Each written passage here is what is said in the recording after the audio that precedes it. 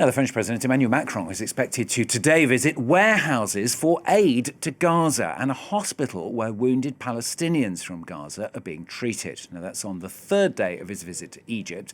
As part of it, Macron saying that the Palestinian militant group Hamas should have no role in governing the Gaza Strip once its war with Israel is over.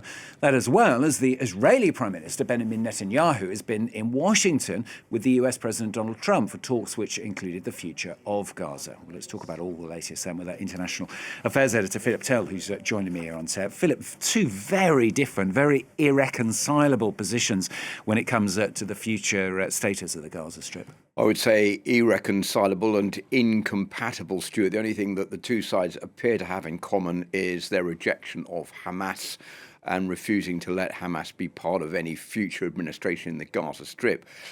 But even there, I don't think that the Arab League plan is quite on the same wavelength as Donald Trump and Benjamin Netanyahu, who want the total destruction of Hamas. And certainly questions being posed as to whether or not the Palestinian Authority is able to take on the future role of administrating the Gaza Strip. Questions raised about that by Emmanuel Macron and the Arab states. And certainly a refusal by Benjamin Netanyahu that the Palestinian Authority have anything to do with the future makeup of the Gaza Strip as well. But I mean, that's not the only thing that the two sides disagree about. The Arab states are backing a plan by the Arab League, which basically is $53 billion. It is calling for a two-state solution. It's calling for more shipments of aid to be allowed in immediately and for no evacuation of Gazan citizens. That's completely at odds with what Donald Trump even was bringing up yesterday in that press conference, talking about the fact he'd like to take it on as a property expansion idea controlled by the United States, with sea view property being built in Gaza and the Gazans who don't want to stay there being removed and taken to another country, be it Egypt or be it Jordan. The United Nations has said that is basically tantamount to ethnic cleansing. So really no clear way forward. I think it's all very vague as far as the United States and Benjamin Netanyahu are concerned when it comes down to the future plan for Gaza. A little bit clearer by Emmanuel Macron, by President al-Sisi of Egypt, and King Mohammed of Jordan. But it's still unclear about exactly when this is going to take place. As long as there is a war in Gaza, it looks as though there's no possibility in the short term there's going to be any peace deal or any way forward for anybody in all of this. Let's have a look at some of those images from the Oval Office yesterday as well. What's your perception of relations, if you like, between Donald Trump and Benjamin Netanyahu? I think that the Prime Minister of Israel knows one thing, and that is if you get in the way of Donald Trump and what Donald Trump wants, then he will throw you under the bus, which is basically what happened with Volodymyr Zelensky in the Oval Office on the 28th of February. So that was something that Benjamin Netanyahu definitely doesn't want to happen. But if you look at what happened yesterday, the Israeli Prime Minister hasn't really obtained very much.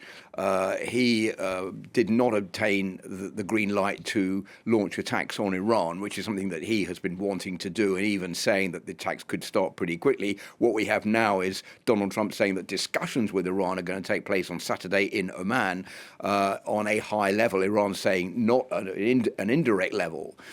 But certainly that is not something that the Israelis wanted. On the tariffs, Benjamin Netanyahu would like the 17% tariffs that have been imposed on Israel by Donald Trump to be done away with, saying that he will do away with the deficit with the United States immediately. Donald Trump saying, well, no, we're not going to do that because we hand over $4 billion a year to Israel and we have to get something in return.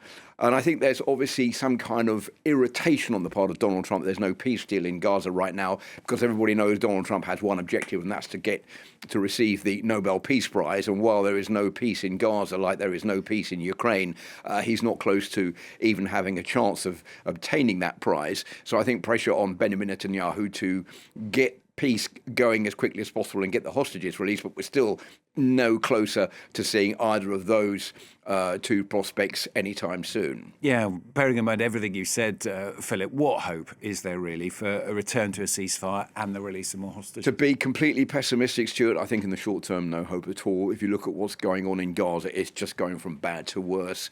One of my colleagues on the French side was summing it up this way the other day, saying that the people of Gaza are being shot at, fired at, and bombed by the Israelis, and then they're being told to get rid of Hamas. It's like bombing and shooting at people in North Korea at the same time, saying you have to get rid of Kim Jong-un. Well, it's just an impossibility. The other aspect to all of this, of course, is that Benjamin Netanyahu needs the support of the far right to stay in office, and the far right have egged him on to start the war again, which is why basically this war began in the middle of March, despite a ceasefire. That has comforted Benjamin Netanyahu's position as Prime Minister. He can also try to push away the trial that he faces on corruption charges, even though that is going ahead. But the longer he stays in office, the more the war appears to be carrying on, and the further away we appear to be to seeing any hope of those hostages being released in the short term.